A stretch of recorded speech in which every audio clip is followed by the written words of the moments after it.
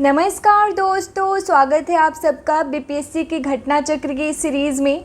ये सीरीज़ हमने प्राचीन भारत के इतिहास से शुरू करा है और कल ये आपका समाप्त हो जाएगा। परसों से हम मिडिवल स्टार्ट करेंगे और इसमें हम 38 बीपीएससी से लेकर के 69 बीपीएससी 2023 तक जितने भी क्वेश्चन आ चुके हैं आपके बीपीएससी के एग्ज़ाम में, वो सारे क्वेश्चन हम डिस्कस करते हुए चल रहे हैं। ठीक है, प्राचीन भारत के इतिहास से रिलेटेड आपको 5 वीडियोज़ ऑलरेडी आ चुके हैं, आप जाके ऊपर के प्लेलिस्ट में देख लेना। और ये आपका 6ठा वीडियो है और एक एक करते ऐसे ही एक एक करके हम सारे सब्जेक्ट पार्ट वाइज डिस्कस करते चलेंगे और सबको फिनिश करेंगे एग्ज़ाम से पहले। ठीक है, पिछले वीडियो में मैंने आपको एक क्वेश्चन दिया था कि आप उसका मुझे आंसर कमेंट में बताना। वो क्वेश्चन ये था कि कला की गंधार शैली किस समय में फली फूली। तो इसका आंसर आप लोग देख लीजिएगा, होगा कुषाणों के समय में, क्योंकि कुषाण शासक जो कनिष्क था उसके ही शासन काल में जो है 2 स्वतंत्र शैलियों का विकास हुआ था। पहला था गंधार शैली और दूसरा मथुरा शैली, और इन दोनों को कनिष्क की ओर से पर्याप्त प्रोत्साहन दिया गया था। ठीक है, गंधार कला जो है वो यूनानी कला से प्रभावित थी। ठीक है, चलिए शुरू करते हैं आज का वीडियो। हमारा पहला प्रश्न है कि इनमें से किस शासक ने चतुर्थ बौद्ध संगीति कश्मीर में आयोजित की थी। हमने चारों बौद्ध संगीतियों के बारे में पिछले वीडियोस में डिस्कस कर लिए हैं कि कब हुआ था, उस समय शासक कौन था, उसके अध्यक्ष कौन थे, बाकी जितनी भी चीज़ें इंपॉर्टेंट होती है सारी कुछ हमने डिस्कस कर लिया है। तो आप सबको पता होगा इसका आंसर। कनिष्क के शासनकाल में जो है चतुर्थ बौद्ध संगीति कश्मीर में जो है आयोजित की गई थी। ये आपका 2020 में ये क्वेश्चन पूछा गया था। चलिए एक्सप्लेनेशन देखते हैं। बौद्ध धर्म की चतुर्थ संगति कुषाण शासक कनिष्क के राज्यकाल में कश्मीर के कुंडल वन में हुई थी। ठीक है, इसकी अध्यक्षता जो है उन्होंने वसुमित्र ने करी थी और अश्वघोष जो थे इसके उपाध्यक्ष थे। तो चतुर्थ बौद्ध संगति के उपाध्यक्ष अश्वघोष और अध्यक्ष वसुमित्र थे। ठीक है, इस सभा में महासांधिकों का वर्चस्व था और यहाँ बौद्ध ग्रंथों के कठिन अंशों पर सम्यक विचार किया गया। ठीक है, तथा प्रत्येक पीटक पर भाष्य लिखकर उन्हें विभाषा शास्त्र टीकाओं में संकलित कर दिया गया। ये भी पूछ सकता है क्वेश्चन आपसे कि विभाषा शास्त्र टीका जो है वो कौन से बौद्ध संगीति में लिखी गई थी, तो कौन से चतुर्थ बौद्ध संगीति में। ठीक है, इसी समय बौद्ध धर्म हीनयान एवं महायान 2 स्पष्ट संप्रदायों में विभक्त हो गया। हीनयान और महायान क्या होता है पिछले वीडियो में हम समझ चुके हैं। ठीक है, नेक्स्ट क्वेश्चन देखते हैं। सुंग वंश के बाद किस वंश ने भारत पर राज किया। Option A Satavahana, B Kushan, C Kanva और डी गुप्त। पता है ये जो पीरियड है ना काफ़ी कंफ्यूजिंग है, क्योंकि हमें पता ही नहीं चलता कि कौन से शासक के बाद कौन से वंश के बाद कौन सा वंश आया, क्योंकि थोड़े थोड़े पीरियड पे वहाँ पे फैला हुआ था हमारे भारत में। कहीं पे पश्चिम में किसी और वंश का शासन था, पूर्व में किसी और वंश का शासन था, इस प्रकार की चीज़ें थी। ठीक है, तो इसका आंसर हो जाएगा सी। कण्व वंश जो है सुंग वंश के बाद आया था और इसने भारत पर राज किया। सुंग वंश का अंतिम राजा देवभूति अपने अमात्य वसुदेव के षड्यंत्रों द्वारा मारा गया और वसुदेव ने जिस नवीन राजवंश की नींव डाली वह कण्व या कण्वायन नाम से जाना जाता है। तो कण्व वंश का संस्थापक किसे माना जाएगा, वसुदेव को कण्व वंश का संस्थापक माना जाएगा और सुंगों के समान ये भी ब्राह्मण वंश था। ठीक है, नेक्स्ट क्वेश्चन देखते हैं। राजा खारवेल का नाम जुड़ा है किस स्तंभ से। ठीक है, ऑप्शन ए गिरनार के स्तंभ लेख के साथ, बी जूनागढ़ के स्तंभ लेख के साथ, सी हाथी गुम्फा लेख के साथ और डी सारनाथ लेख के साथ। तो इसका आंसर हो जाएगा सी, हाथी गुम्फा लेख के साथ जो है खारवेल का नाम जुड़ा है। और आपको पता है कि यह एकमात्र ऐसा लेख है जिसमें खारवेल का वर्णन मिलता है। इसका एक्सप्लेनेशन कहता है कि कलिंग का चेदी शासक, ये चेदी वंश से था। खारवेल प्राचीन भारतीय इतिहास के महानतम सम्राटों में से एक था। उड़ीसा प्रांत के उसके भुवनेश्वर से 3 मील की दूरी पर स्थित उदयगिरी पहाड़ी की हाथी गुम्फा से उसका एक बिना तिथि का अभिलेख प्राप्त हुआ है। इसमें खारवेल के बचपन, शिक्षा, राज्याभिषेक तथा राजा होने के बाद से 13 वर्षों तक के शासनकाल की घटनाओं का क्रमबद्ध विवरण दिया हुआ है।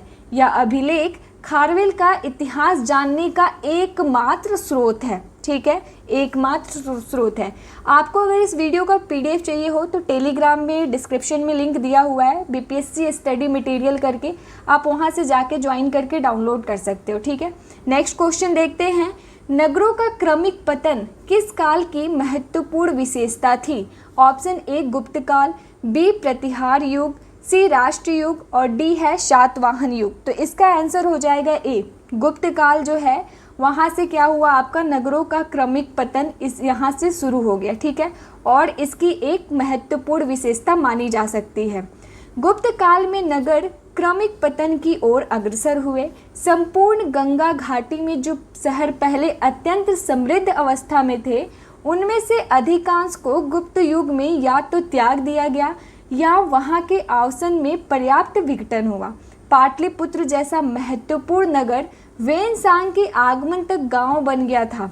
मथुरा जैसा महत्वपूर्ण नगर एवं कुम्हरार, सोनपुर, सोहगौरा और उत्तर प्रदेश के गंगा घाटी के अनेक महत्वपूर्ण केंद्र हाथ के ही प्रमाण प्रस्तुत करते हैं। ठीक है, तो ध्यान रखिएगा इन सारे फैक्ट्स को। नेक्स्ट क्वेश्चन देखते हैं। निम्नलिखित में से कौन सा बंदरगाह गुप्त काल में उत्तर भारतीय व्यापार के लिए उपयोग किया जाता था? Option A Kalyan, B Tamralipti, C Bharuch और डी कैम्बे और ई कहता है उपर्युक्त में से कोई नहीं या उपर्युक्त में से एक से अधिक। तो इसका आंसर हो जाएगा ई, उपर्युक्त में से कोई नहीं या उपर्युक्त में से एक से अधिक। ये आपके 2019 में क्वेश्चन पूछा है 65th BPSC में। तो चलिए इसका एक्सप्लेनेशन देखते हैं। गुप्त काल में बंगाल में ताम्रलिप्ति एक प्रमुख बंदरगाह था, जहां से उत्तर भारत के साथ साथ दक्षिण पूर्व एशिया, चीन, श्रीलंका, जावा, सुमात्रा आदि देशों के साथ व्यापार होता था। पश्चिमी भारत का प्रमुख बंदरगाह जो था कच्छ यानी कि भड़ौच था, और जहां से पश्चिमी देशों के साथ समुद्री व्यापार होता था। इसके अलावा कल्याण तथा बॉम्बे से भी उत्तर भारतीय व्यापार होता था। ठीक है, नेक्स्ट क्वेश्चन देखते हैं। किस शासक वंश ने मंदिरों एवं ब्राह्मणों को सबसे अधिक ग्राम अनुदान में दिया था? ऑप्शन ए गुप्त वंश, बी पाल वंश, सी राहुल और डी हो जाएगा प्रतिहार। तो इसका आंसर हो जाएगा, ये राहुल नहीं है, राष्ट्रकूट होगा। यहाँ पे राष्ट्रकूट है, ये टाइपिंग गलत हो गया है, राष्ट्रकूट वंश हो जाएगा। तो इसका आंसर हम लोग देखना था, गुप्त वंश ने मंदिरों एवं ब्राह्मणों को सबसे अधिक ग्राम अनुदान में दिया था। गुप्त वंश के शासकों ने मंदिरों एवं ब्राह्मणों की सबसे अधिक ग्राम अनुदान में दिए थे। गुप्त लेखों में जिन भूमिदानों का उल्लेख किया गया है, उससे यह स्पष्ट है कि भूमिदान के साथ साथ गांव की भूमि से उत्पन्न होने वाली आय भी ग्रहीता को सौंप दी जाती थी। ठीक है, ये बहुत पुराना क्वेश्चन है, आपका 1994 में पूछा गया। नेक्स्ट क्वेश्चन देखते हैं। गुप्त युग में भूमि राजस्व की दर क्या थी? यानी कि किस दर पर भूमि से राजस्व वसूला जाता था? ऑप्शन ए उपज का चौथा भाग, बी उपज का छठा भाग, सी उपज का आठवां भाग और डी हो जाएगा उपज का आधा भाग।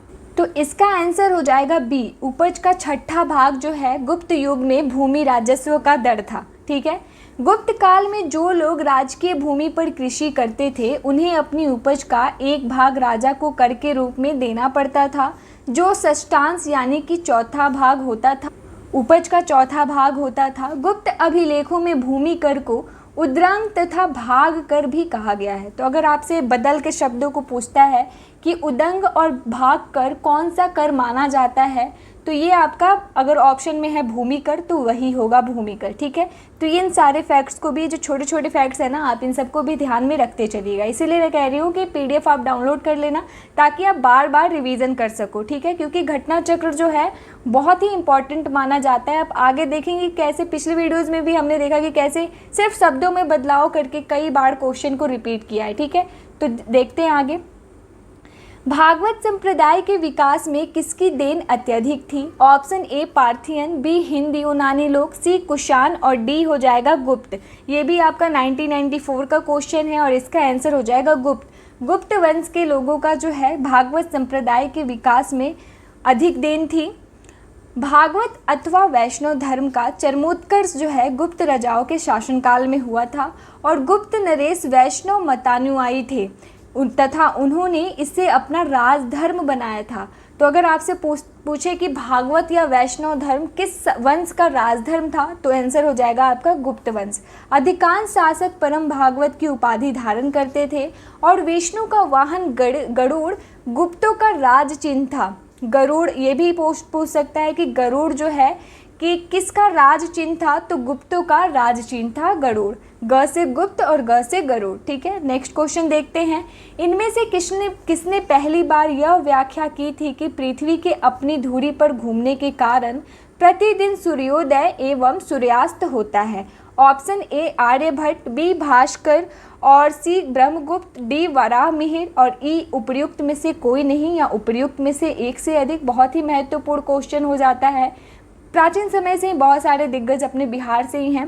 तो इसका ये जो है क्वेश्चन 2018 में आपको पूछा है 64th बीपीएससी में, और इसका आंसर हो जाएगा ए आर्यभट्ट जो है पहली बार उन्होंने यह व्याख्या की थी कि पृथ्वी जो है अपनी धुरी पर घूमती है, जिसके कारण जो है प्रतिदिन सूर्योदय और सूर्यास्त होता है। ठीक है, आर्यभट्ट प्रथम व्यक्ति थे जिन्होंने यह व्याख्या की थी कि पृथ्वी के अपनी धुरी पर घूमने के कारण ही प्रतिदिन सूर्योदय एवं सूर्यास्त होता है। नेक्स्ट क्वेश्चन देखते हैं। इनमें से कौन गुप्त काल में औषधि के क्षेत्र में अपने कार्य के लिए जाने जाते हैं? Option A Sushruta, B Saumila, C Shudraka, D Saunaka और ई होगा उपर्युक्त में से कोई नहीं या उपर्युक्त में से एक से अधिक। ये आपका 2017 का क्वेश्चन है और इसका आंसर हो जाएगा ई उपर्युक्त में से कोई नहीं या उपर्युक्त में से एक से अधिक। दोनों में से क्या है, चलिए एक्सप्लेनेशन में देखते हैं। सुश्रुत को शल्य क्रिया का जनक कहा जाता है। यह काशी के रहने वाले थे और इनका काल लगभग 600 ईसा पूर्व माना जाता है। सौनक ऋग्वेद कालीन ऋषि थे। सौनक जो थे, सुश्रुत, शौनक, ये ऋग्वेद कालीन ऋषि थे। और शूद्रक गुप्तकालीन नाटककार यानी कि साहित्यकार थे। तो उसका आंसर था उपर्युक्त में से एक से अधिक, यानी कि सुश्रुत और सौनक जो है वो आपके औषधि के क्षेत्र से जुड़े हैं और आपके ये शूद्रक जो हैं वो नाटककार और साहित्यकार थे। ठीक है, सौमिला गुप्तकालीन नाटककार थे जिसे कालिदास ने भास और कविपुत्र के साथ याद किया है। इस प्रकार गुप्त काल में औषधि के क्षेत्र में उपर्युक्त में किसी ने कार्य नहीं किया था। चूँकि सुश्रुत ने किया था, शल्य क्रिया में कार्य किया था, उन्होंने औषधि के क्षेत्र में किया था, इसीलिए क्या किया है कि जो हमारा बिहार लोक सेवा आयोग था उसे, चूँकि इनका जो पीरियड रहा है ना, सुश्रुत का पीरियड, वो आपका वह 600 बीसी से 1500 बीसी से करीब 1000 वर्ष बाद का है और गुप्त पीरियड जो है वो आपका 275 एडी है। ठीक है, इसीलिए सुश्रुत को गुप्त काल के समकालीन मानना औचित्यपूर्ण नहीं है। इसीलिए इसका आंसर हो जाएगा उपर्युक्त में से कोई नहीं, उपर्युक्त में से एक से अधिक नहीं होगा, क्योंकि हमने पीरियड पे ध्यान नहीं दिया। नेक्स्ट क्वेश्चन देखते हैं। चीनी यात्री वेनसांग ने किस विश्वविद्यालय में अध्ययन किया था? Option A Takshashila, B Vikramshila, C Magadh, D Nalanda. इसको हम डिस्कस कर चुके हैं पिछले वीडियो में कि चीनी यात्री वेनसांग जो हर्षवर्धन के शासनकाल में भारत आया था और उसने नालंदा विश्वविद्यालय में अध्ययन किया था। चीनी यात्री वेनसांग हर्षवर्धन के शासनकाल में भारत आया था। 637 ईस्वी में वेनसांग नालंदा विश्वविद्यालय गया। उस समय यहाँ के कुलपति आचार्य शीलभद्र थे। लगभग 1.5 वर्षों तक नालंदा में निवास कर उसने योग शास्त्र का अध्ययन किया। इसके बाद वह बंगाल, उड़ीसा, धान्यकटक होता हुआ कांची पहुंचा।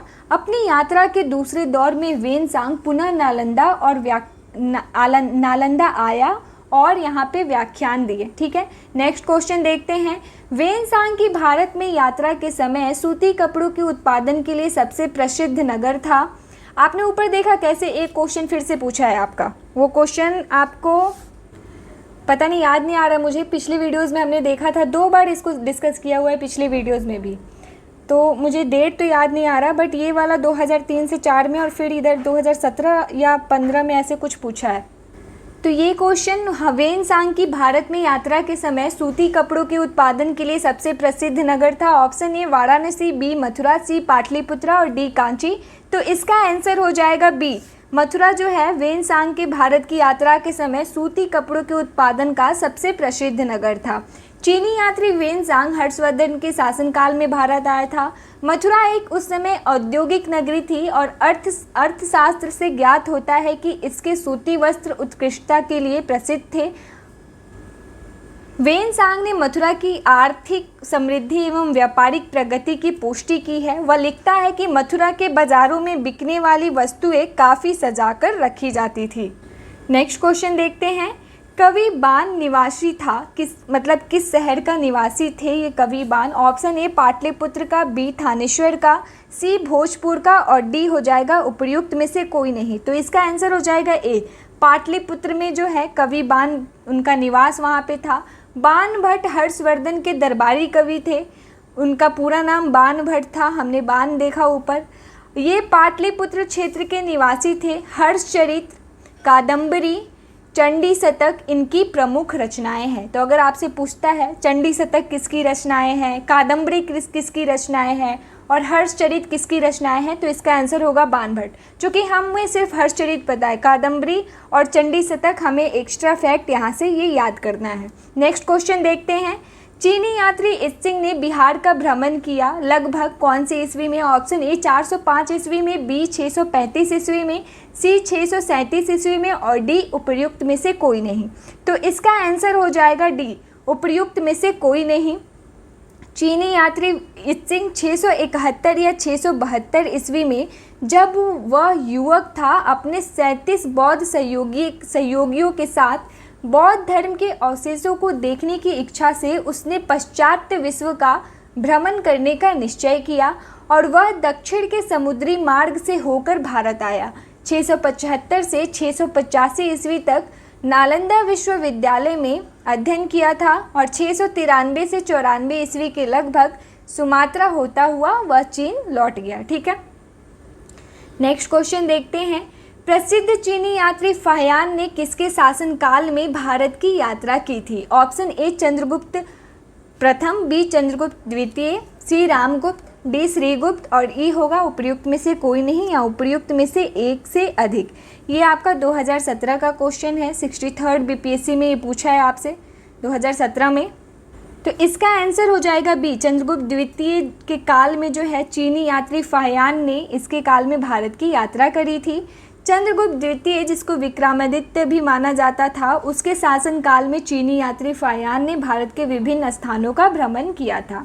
नेक्स्ट क्वेश्चन देखते हैं, नालंदा विश्वविद्यालय के संस्थापक कौन थे। Option A Chandragupta Vikramaditya, B Kumaragupta, C Dharmapal और डी पुष्यगुप्त। ये आपको 2015 में पूछा है और एक आध बार और पूछ चुका है, जो हमने पिछले वीडियोज़ में डिस्कस किया था, आप वहाँ पे सन जाके देख सकते हो। तो हमेशा की तरह इसका आंसर मैं नहीं बताऊंगी, इसका आंसर आप बताओगे मुझे कमेंट में, और कल आपका प्राचीन भारत का इतिहास समाप्त हो जाएगा।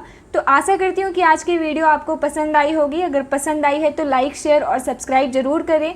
मिलती हूँ मैं नेक्स्ट वीडियो में आपसे, तब तक के लिए धन्यवाद।